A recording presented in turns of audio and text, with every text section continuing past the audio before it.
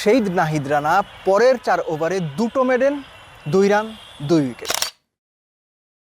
শেষের যে 5 উইকেট, এই 5 উইকেটই মেহেদী হাসান মিরাজ নিয়েছেন। জিম্বাবুয়ের টপ অর্ডারকে ভয় ধরিয়ে দিয়েছে। বাংলাদেশ সেই ভয়টা, সেই স্কারটা দারুণভাবে সার্ভাইভ করে গেছে। সিলেট টেস্টের দ্বিতীয় দিন শেষে এই যে বাংলাদেশ মোটামুটি একটা স্বস্তিদায়ক অবস্থায় এসে দাঁড়িয়েছে, এর ক্রেডিট আপনি কাকে দেবেন?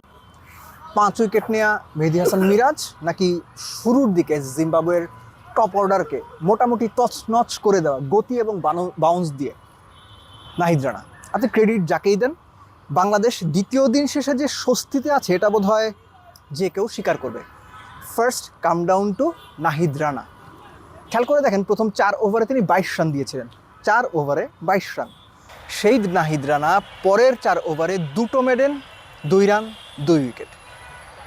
নাহিদ রানার পেস, এক্সট্রা বাউন্স জিম্বাবুয়ের টপ অর্ডারকে ভয় ধরিয়ে দিয়েছে এবং তিনি উইকেট পেয়েছেন। তাকে দারুণ কমপ্লিমেন্ট দিয়েছেন।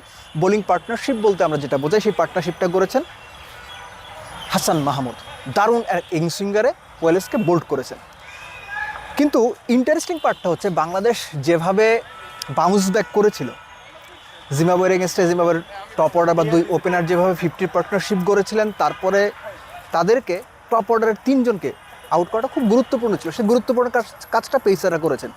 যে ইন্টারেস্টিং পার্টটার কথা আমি বলছি, যে 4 উইকেট পেসাররা নেয়ার পরে শেষের যে 5 উইকেট, এই 5 উইকেটই মেহেদী হাসান মিরাজ নিয়েছেন এবং মেহেদী হাসান মিরাজের এই 5 উইকেট না জিম্বাবুয়েকে ওই 82 রানের লিড পর্যন্ত থামাতে পেরেছে। ইন্টারেস্টিং পার্টটাও এখানে।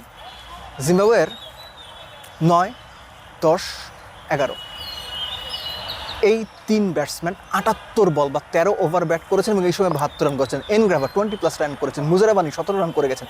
এই জায়গাটা না এমন একটা সিচুয়েশন ছিল যেখান থেকে বাংলাদেশ জিম্বাবুয়েকে 210, 15, 20 রানের মধ্যে অল আউট করতে পারতো। কিন্তু ওই যে বললাম যে 9, 10, 11 এই 3 ব্যাটসম্যানের 78 বল খেলা এবং সেখানে 52 রান করা 3 জনে মিলে, এটা জিম্বাবুয়েকে ওই লিড পর্যন্ত নিতে সাহায্য করেছে। এই কারণে আপনি নাহিদ রানাকেই ক্রেডিট দেন কিংবা মেহেদী হাসান মিরাজকেই ক্রেডিট দেন, যখন অপোনেন্টের 9, 10 নাম্বার ব্যাটসম্যানরা 52 বা 50+ রান করবেন, সেটা সবসময় গ্রহণযোগ্য।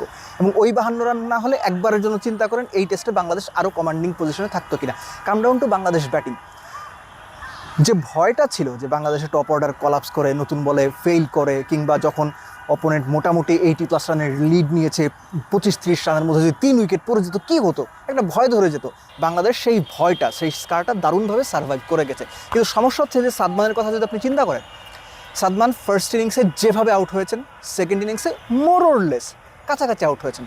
ফার্স্ট ইনিংসে গালিতে, সেকেন্ড ইনিংসে সেকেন্ড স্লিপে। একই সঙ্গে মাহমুদুল হাসান জয় সম্ভবত 6 রানের সময় লাইফ পেয়েছিলেন, easy catch, wicket keeper miss করেছেন।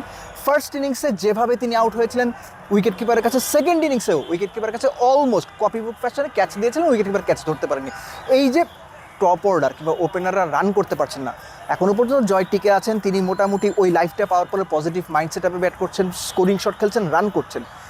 এবং এখানে একটা ব্যাপার বোধহয় খুব গুরুত্বপূর্ণ, যে উইকেটে থেকে রান করতে না পেরে আউট হয়ে যাওয়ার চাইতে, 50 বল খেলে 15 রান করে আউট হয়ে যাওয়ার চাইতে, উইকেটে যতক্ষণ থাকবেন ততক্ষণ যদি রানটা করা সম্ভব হয়, সেটা বাংলাদেশকে হেল্প করবে এই টেস্টের প্রেক্ষাপটে। কথাটা আমি এই জন্য বললাম যে বাংলাদেশ যদি কোনোভাবে 200 রানের লিড নিতে পারে, আমি জানি এই প্রশ্ন বা এই কথাটা বলার সঙ্গে সঙ্গে স্বাভাবিকভাবে সবার মাথায় চলে আসে, ভাই যে টিম সবশেষ 14-15টা টেস্ট ইনিংসে 8-9 বার 200 করতে পারে না, তারা 200 রানের লিড দেবে।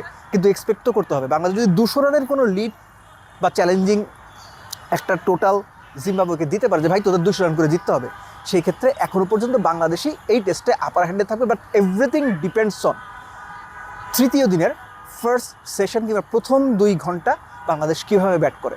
বাংলাদেশ যদি ওই জায়গাটা দারুণভাবে কাটিয়ে দেয় কিংবা ভালো পার্টনারশিপ গলে ভালো রান করতে পারে, এই টেস্টে জিম্বাবুয়ের বিপক্ষে বাংলাদেশই আপার হ্যান্ডে থাকবে।